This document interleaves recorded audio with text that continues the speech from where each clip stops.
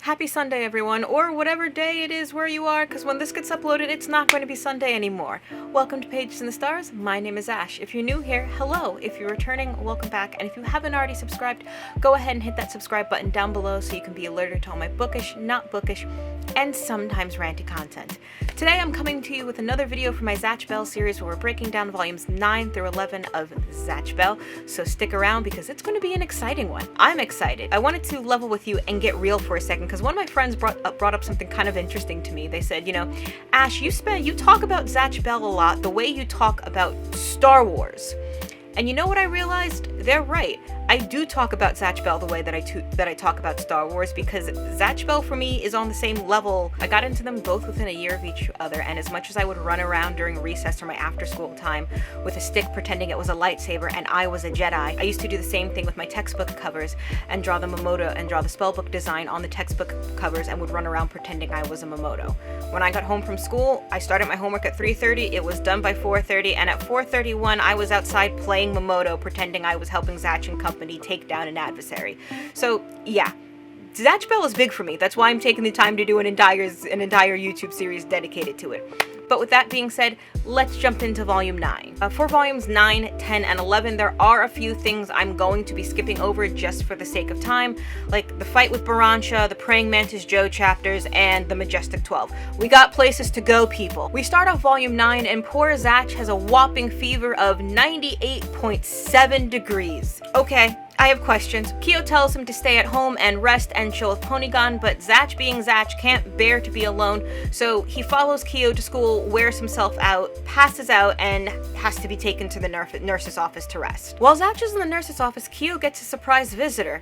It's Apollo. And I have to say, this is one of those things at age 12 that didn't raise an eyebrow for me, but as a teacher, definitely raises an eyebrow. This random dude just shows up to a high school and is able to chill on school property with a student?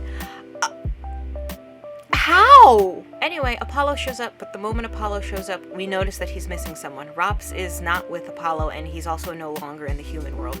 We unfortunately find out that Rops' book was burned by none other than Zatch's evil body double. Kido sits down with Apollo during one of his breaks in school, and Apollo takes his time to recount the battle to him. Initially, Rops and Apollo tried to walk away from the battle, but Zatch's evil body double and his partner didn't let him because they just felt like burning someone's book. And unfortunately they did. Like I said, in the course of the battle, Rops' book was burned by Zatch's body double, whose name we learn is Zeno. We also see that Zeno has spells that are identical to Zatch in name, but way outclass Zatch's spells in power. His partner Dufour is cold and stony faced and literally has the fear of nothing. He has the ability to evade and avoid all of their attacks, which definitely gives them the upper leg. Zeno and Dufour are able to defeat Rops and Apollo like this. And to add on to the pain, while Rops' book is burning, they fire another attack at Rops' book so he fades away quicker. Apollo didn't even get to say goodbye. And after he's done recounting the details of the battle, he straight up tells Kido that he and Zatch do not have the strength or the power to take down Zeno and Dufour. They have to become stronger if they want to defeat him, and Apollo offers his help in whatever way possible so he can protect Rops back in the Momoto world. I do want to note at this point that when Apollo shows up, he's dressed differently than we first saw him in volume 7. Apollo now wears a suit and a tie, and he lets Kido know that he has taken his place at his father's corporation, which we can only assume happened after he lost Rops. It most likely wasn't in Apollo's plan to take over this soon, but now that he's lost Rops, who was his traveling buddy, this is what pushed him to make that final shift into selling his soul to the corporate overlords. And it sucks. But now our characters, Zatch and Kido, have an objective. They're totally going to be completely focused on defeating Zeno and Dufour. Right? Wrong! Remember those stone tablets that turned up in volume 6? Well, it turns out there's more of them.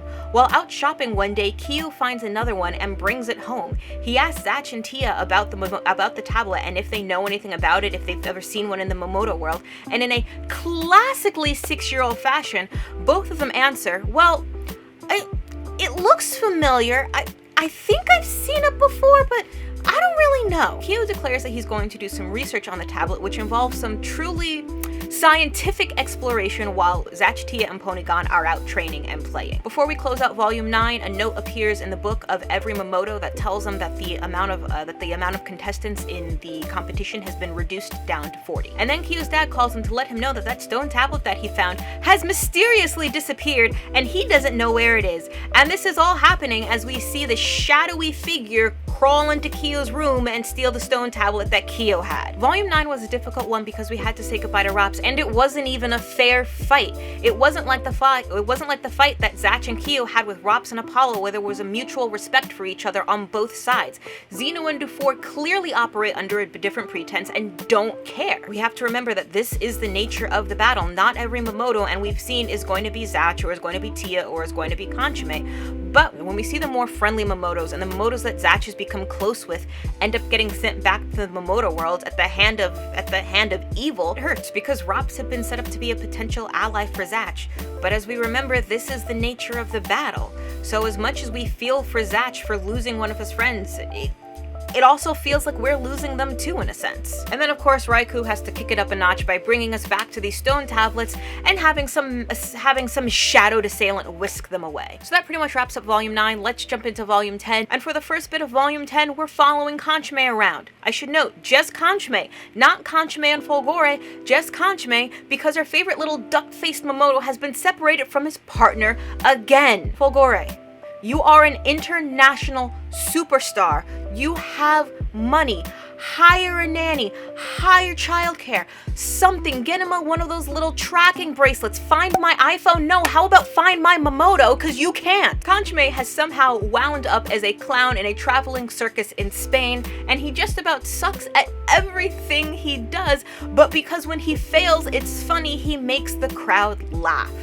When his boss, he's 6 years old, when the director of the circus tells him to go take a break, Kanchime finds this little girl sitting underneath a tree. The little girl is fairly quiet until Kanchime does something silly and makes her laugh. Kanchime starts telling her about the circus, and she replies that, you know, it's great that you can make people laugh, but it's going to be even better when you can make them cheer. Talk about out of the mouths of babes, jeez. We learn this little girl's name is Rushka, and Kanchime decides to take her under his wing and be her big brother. So this little girl, Rushka, owns a flock of sheep, and it's basically the only thing that she has left of her parents. Both of her parents are dead, and she lives with this caretaker woman named Lily. Rushka takes Kanchime back to Lily's place, and they eat, and they play with the sheep, and everything is fine. Everything is all copacetic until a couple of thieves come and take all of Rushka's sheep. And yes, you guessed it, this thief is a Momoto. It's a giant dragon Momoto named Bago. And Kanchime, bless his heart, he really does try to stop them. He tries to stop them in any way a 6-year-old might try and get rid of a bully. He shoots paper darts at their head, but of course they just laugh and fly away. Rushka starts crying, and Kanchime decides that he has to be the big brother he promised to be, so he goes after them and tries to get her sheep back. Of course, in his journey to go find the Momoto who took Rushka's sheep, Kanchime runs into Folgore, who of course agrees to help him take down these dastardly, vile villains. They try to use a lot of Kanchime's tricks, shrinking him smaller, having him transform into something else, but it doesn't quite work. They can't quite get one over on Bago and his partner. That is until Rushka shows up begging for her sheep back. She throws herself on the Momoto's partner, who quite literally kicks her away. Kanchime runs over to make sure she's okay and puts himself right in front of Rushka to protect her from danger. Remember when I said last video when Kanchime and Folgore get their moments to shine, they really do shine? This is one of those. Kanchime's decision to be the big brother and try to protect Rushka unlocks the third spell in his book, which is this really cool spell that transforms him into a giant, but it's not really Kanchime a giant, it's an illusion. It's basically a projection of Kanchime that makes him look huge, but the actual Kanchime is just on the floor controlling the movements of the projection. So it's actually a really cool spell because it completely tricks this Momoto and his partner. They truly do think Kanchime is a giant, and they start firing all their spells at Kanchime, except it just phases right through him because it's not really Kanchime, it's an illusion. So they wipe themselves out using all of their spells and all of their energy trying to attack an illusion. In a last-ditch effort, the Momoto tries to grab Rushka, but Kanchime pushes her out of the way, saving her and getting some damage himself. Folgore grabs the book, torches it, and rescues Rushka's sheep. There's a really sweet scene before we close out this chapter where Kanchime and Folgore are saying goodbye to everyone in the little town and at the circus, and Kanchime gets on top of the circus ball and instead of falling off of it, manages to balance on it, and everyone is cheering for him instead of laughing at him. It was, like I said, a really sweet moment. There's also another moment right before the chapter closes out where Kanchime tells Rushka that he's always going to be her big brother and she can call on him whenever trouble is coming, which is super endearing, especially for Kanchime, because we know that Kanchime is kind of a scaredy cat and runs away from danger. But as endearing as this is, we also are faced with the fact that we know that it cannot be, because whether Kanchime wins the battle for Momoto King or loses the battle for the Momoto King, at some point he's going to have to go back to the Momoto world. So as endearing as this promise is, it's going to go unfulfilled because Kanchime is going to have to go at some point. Things you don't think about when you're 12. This. And of course, before we leave them, Fulgore reminds Kanchime not to wander off. But does Kanchime heed this warning? Nope. Kanchime wanders onto a boat because he sees a big bowl of candy on it. And the boat, which is headed toward Antarctica, pulls away from the boat dock with Kanchime on it without Fulgore. Super Nanny, we need you. The back half of Volume 10 checks back in with Zatch and Kido, who are about to go up against their most formidable adversary yet, Barry. And I have to remember that his name is Barry and not Bari. Nothing about this character says, "Hi, my name is Barry." He looks like a Bari. Barry is a super strong Momoto who feels unfulfilled because all of the Momoto that he's been going up against are weak, and he doesn't actually get a chance to fight because they're so weak, and he just feels unfulfilled, and wah, wah, wah, wah. His partner Gustav says, "Well, I heard about this Momoto Zatch in Japan. He's supposed to be really strong. Do you want to go and fight him?" And off they go to Japan to go fight Zatch. Once they get to Japan, and once they find Zatch, Barry is confused because he sees Zatch, this small little blonde child, playing in a sandbox, and he was expecting someone probably who looked more like Brago. But despite seeing the fact that Zatch is just a little kid, Barry challenges him to a fight anyway and says that he can't refuse, otherwise he's going to hurt all of his friends and family. Zatch runs to Kido and tells him that he's nervous, he's afraid because he can feel the sheer power coming off of this Momoto. Kido asks him if he still wants to fight, and Zatch says, "Of course, I can't let everyone that I love get hurt." To hammer home how little regard Barry has for other life, he aims one of his spells directly at a girl when she doesn't get out of the abandoned building where they decided they were going to fight. But of course, Zatch and Kido show up just at the right moment to save the girl, who tells them that there's still a couple of her friends upstairs on the top floor of the building. So that becomes Zatch and Kiyo's top priority, is getting all the civilians out and away from the fight, which they're successful at. In the middle of the battle, Kido literally kicks Zatch upstairs so he can get to the girls quickly and get them out. Barry, of course, tries to stop them, but Kido stands in front, and I love this shot of Kido.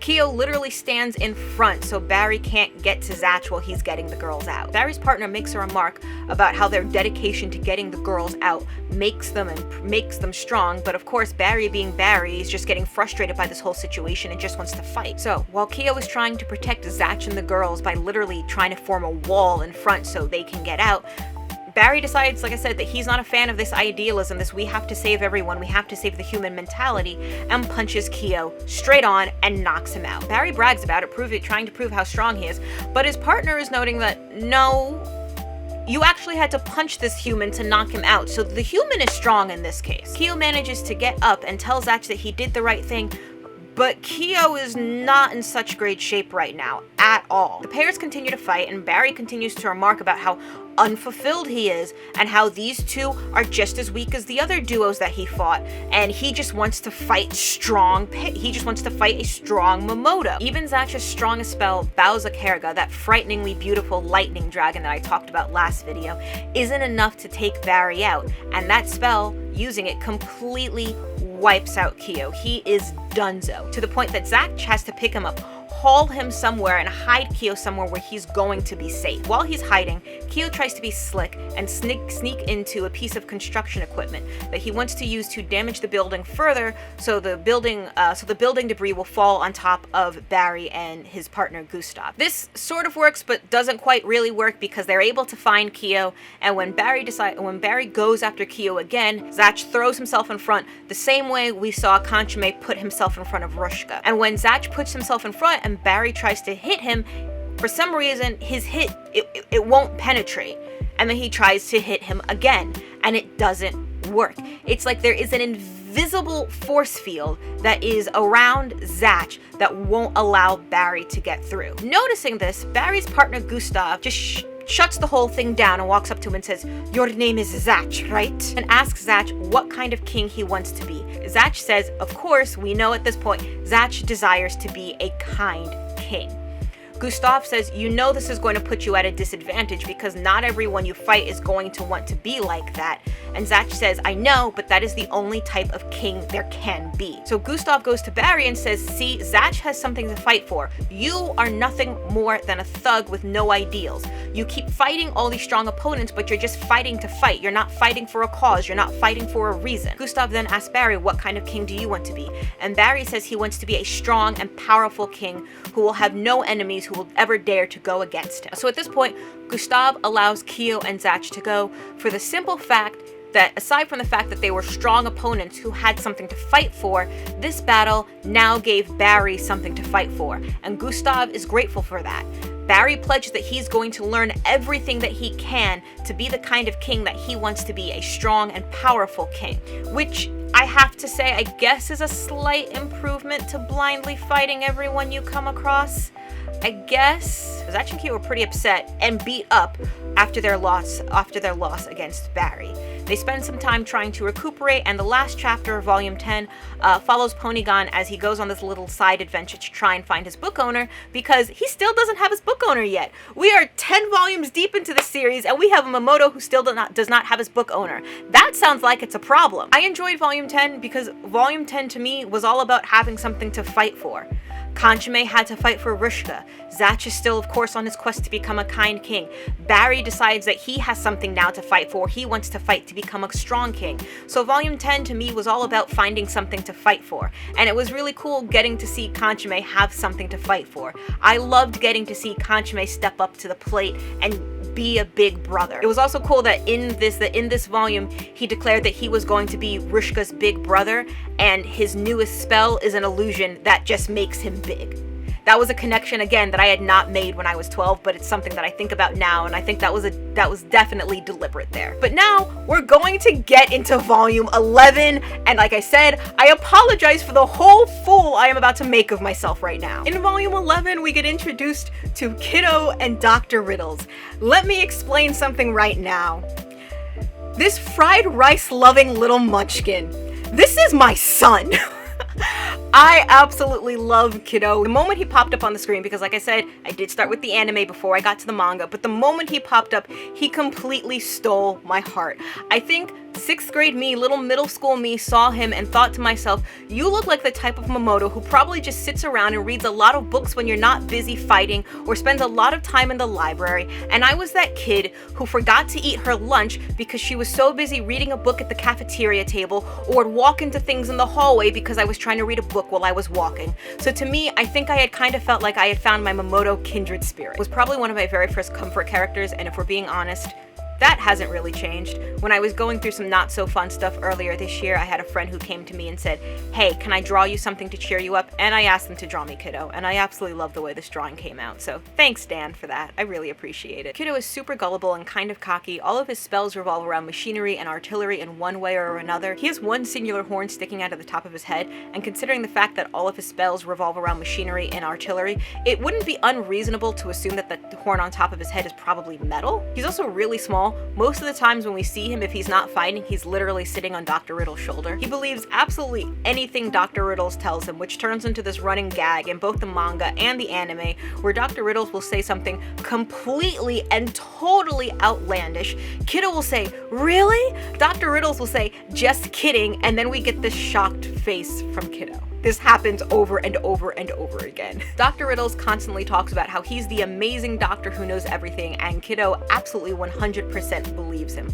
But all jokes and gags aside, I really do enjoy the relationship that Kido and Dr. Riddles have with each other. They have this really playful father-son dynamic going on, which is a little bit different from some of the other dynamics we've seen play out between a human and their Mamoto partner. We've seen a lot of sibling dynamics play out between, Kanchime and Fulgore, and Tia and Megumi, Kyo and Zatch, Lori and Kalulu, and we've seen a more father-sonish relationship play out between Danny and his partner.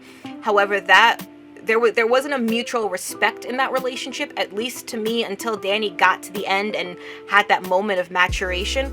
But here, Dr. Riddles and Kido have this really, like I said, have this really awesome father-son dynamic going on. Kido absolutely looks up to Dr. Riddles, believes anything he says, but also completely depends on him the way any other child would depend on their parent. I do have to say though, when Dr. Riddles was first introduced, I thought he was going to be a villain because his aesthetic, his appearance reminded me so much of this guy. This is Mad Jack from the Time Warp Trio, who was the series' main antagonist, and I saw a monocle, cape, mustache. Okay, he's gotta be evil. But no! Even though they do turn up to somewhat antagonize Zatch and Kido, the battle that they have is a little weird in the sense that it was kind of just for training purposes. During their battle with Kido and Dr. Riddles, Kido and Zatch come to the understanding that the powers that are locked within inside the books are already exist within the Mamoto. The book is not what makes the Mamoto stronger. The book is essentially a conduit, a channel, if you will, for the emotional strength of the human being, and the raw power that the Mamoto has that already exists within themselves. At least that's kind of how I like to think about it. In the process of this battle, and Zatch realizing that those latent powers exist within inside of him, that he doesn't have to wait for the book to do the work, they unlock Zatch's sixth spell. It's a bit of a tricky one because they're still battling and they're trying to figure out how to use the spell that basically just makes Zatch glow like a rainbow. They eventually discover that Zatch's sixth spell is a spell that just amplifies the abilities that Zatch already has inside of him. It's kind of like Steve Rogers and the Super Soldier Serum that just made Steve Rogers a stronger version of the person that he already was. And while this is happening, and while Zatch is having this discovery and realizing that he has this power inside of him, Dr. Riddles is actually off to the side admiring Zatch's growth and admiring that he's understanding the abilities that he already has, and then turns around and tells Kido that this new spell is going to make Zatch shoot juice out of his nose. This is another battle that does not end in a spell book being burnt. Kido and Zatch do best Dr. Riddles and Kido, and in return Dr. Riddles promises to tell Zatch and Kido everything that he knows about the spell books. So we learn that each time a power awakens in the Mamoto, it is written into the book as a spell. But this doesn't just happen all willy-nilly. It occurs when there's been some form of emotional growth or development or epiphany, if you will. The book also reflects the emotions of the human being, and those emotions are crucial and necessary to the functioning of the spell books. If the human being is all tapped out on emotional firepower and emotional will, the spells will not work. Before he departs, Dr. Riddles tells Kido and Zatch that he wasn't simply just enlightening them, he was also training them, because when the evil ones show their faces, he's going to need all the help that he can get. In Volume 11, we also check back in with Brago and Sherry in one of my favorite chapters because we get some character development for Brago. Now, I have to say, this is one of the chapters in the manga where I think I enjoyed it a little bit more in the anime, just because there was a little bit more depth there. So I'm going to supplement in some plot that happened in the anime that may not have necessarily occurred in the manga, just as an FYI. So Brago and Sherry are stuck somewhere with a lot of snow, and Brago, being Brago, is talking about how anyone who fights against him or goes against him is going to regret it. Anyway, they run into a little boy and his grandfather, and in front of the little boy and his grandfather is this gigantic grizzly bear. Grandfather tells the boy to try and shoot the bear with a tranquilizer dart, but the boy is literally paralyzed with fear. Brago, being Brago, manages to chase the bear away. Brago later berates the boy for not shooting it because Brago hates insecurity and indecisiveness. And yeah, it's harsh, but if you think Brago was ruthless now, we get some flashbacks to what Brago was like during his first days with Sherry, and good God, he was positively feral. He and Sherry first started working together. Brago actually threatened to kill Sherry's butler because Sherry wasn't listening to him and wasn't following his directions. Sherry wasn't having it and threatened to kill herself because she knew Brago wasn't going to be capable of fighting or using his spells without her. She even said, if that's how this is going to be, I'd rather end this all right now. All of you Mamoto are all the same, just like the Mamoto who's controlling my best friend Coco. So in these flashbacks, Sherry's butler, who, let me talk about this man for a moment. I would love to know how much Sherry and her family pay this man, because it cannot be enough to put up with what we just saw. You got this man traipsing around the world trying to hunt for Mamoto, being threatened with death by the next lead singer of Motionless in White. Give this man gonna raise Sherry. He deserves it. Anyway, Sherry's butler Albert says that he's noticed a change in Brago, that he's not quite as feral as he was before, that he has a more dignified aura now, like the aura of a king. Brago, in a classically emo funk, has stormed off and encounters these land developers who are terrorizing the little boy and his grandfather for the house that they want. The little boy looks at Brago and decides that he wants to be strong like Brago. He wants to be like the person who he saw take down the bear. So he stands up and he gets in front of the land developers and tells them that you're not taking this house, it belongs to me and my grandfather. The land developers are told to ignore Brago, and Brago's response is to straight up punch the bulldozer that one of them is sitting in. So this is another one of those moments where, yes, do we hear a lot about how strong and how powerful Brago is? Yes, we do, but they back it up with moments like these where the dude just straight up punches a whole bulldozer. This absolutely terrifies the land developers and they run off, but not before setting off some dynamite that they had stashed in one of the mountains, setting loose an avalanche. Brago tells them not to worry, and just at that moment, Sherry comes in and uses Brago's new spell, Dioga Gravidan, to get rid of the avalanche. It's a really cool spell that is this blackish maroon, but also multicolored giant glowing orb of gravity. I love the way the spell looks. I love the way a lot of these spells look. Some of them are just unique in design, and then some of them are just absolutely thrilling to look at. This is one of those spells that is absolutely thrilling to look at. Anyway, Brago turns to the little boy and tells the little boy, if you become stronger, then people like that aren't going to be able to hurt you anymore. And Sherry looks at Brago and is like, oh, he has changed. And then of course they have to go back to bickering because this is part of the nature of their relationship. And then our last chapter in volume 11, we get introduced to Penny and Bianco. Good God, these two were annoying in their introduction. So we have Penny, a super spoiled Momoto child who makes Muffy from Arthur look like Mother Teresa. Her hair and her outfit also really remind me of the Capitol outfits in the Hunger Games. There are times where I look at Penny and I'm like, you could be Effie Trinket's long-lost niece or something. She's obsessed with Zatch and has this schoolgirl infatuation with Zatch, and when she finds Zatch, she's super excited. She's like, Zatch, my love! And of course, Zatch has no memories of the Momoto world, so Zatch does not remember who Penny is. And this lets loose the demon of betrayal and rage within Penny, because she is absolutely infuriated that Zatch does not remember her. So of course, this results in a battle. Penny completely unleashes this violent fury towards Zatch, and it's not necessarily a great situation because all of Penny's spells are water-based, and all of Zatch's spells are electricity-based. Water, electricity, do not mix. So this is a really tough battle for Kido and Zatch. Right when Zatch and Kido think they've won and they've let loose a Bowser Carriga, Kermit the Frog, Bianco, comes in and tells Penny that she should come work for his master and come join their side. So Penny and her book owner are whisked away from the Bowser Carriga to Bianco's master, who has a massive collection of stone tablets. And again, this is one of those moments where I absolutely have to applaud Raikou for his setup, because the first time we saw these stone tablets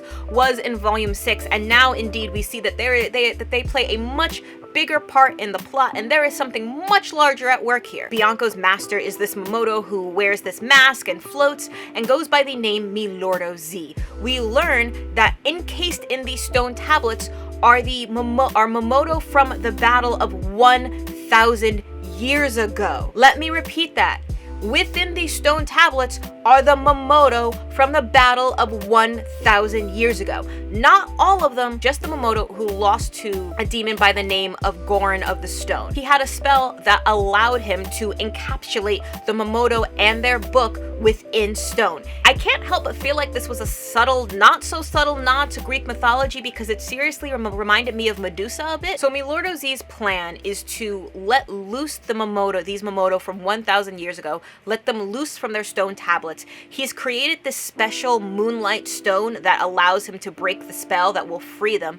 And his plan is to basically create an army of ancient Momoto that will basically do all of the dirty work for him, so he doesn't necessarily have to lift a finger. But in order to do that, he needs other Momoto who know things about the current battle to help take control and guide the Momoto from 1,000 years ago, which is why Milordo Z has enlisted the help of Bianco, and which is why he is now enlisting the help of Penny. He can't do this if he doesn't have people on the inside, so he wants to use Penny to help take these Momoto from 1,000 years ago to wipe out the Momoto that are in the current battle. We see this army of Momoto from 1,000 years ago coming form and taking to life, and boy, they are angry because, like Milordo Z said, they didn't get a chance to finish their battle, but they also didn't have the ability to return to the Momoto world. They've been in stone tablets in the human world for 1,000 years. So they have a lot of anger, and Milordo Z plans to use that to his advantage. And that is where we wrap up volume 11. Here is where we see a lot of that setup at the beginning of at the earlier volumes pay off. There were a lot of little Easter eggs and things that were dropped that we're now seeing become fully integrated into the plot. So is there a lot of setup in Zatch Bell? Absolutely. Does it pay off? Heck yes! We're really getting into the heat of it now. Next video, I might try to cover volumes 12, 13, and 14, but because we're getting so thick into the plot and there's so much to cover, the volumes that get covered in each video is going to start to decrease. There are certain volumes I already know are going to get single videos. Volume 15. Next video will either be volumes 12, 13, and 14, or it will just be volumes 12 and 13. Anyway, that's going to wrap up this video. I'm glad to see that so many people are enjoying these breakdowns and these videos. I'm having a lot of fun doing them myself. With that being said, give a like, give a subscribe if you feel so inclined, and I will see you next video. Bye!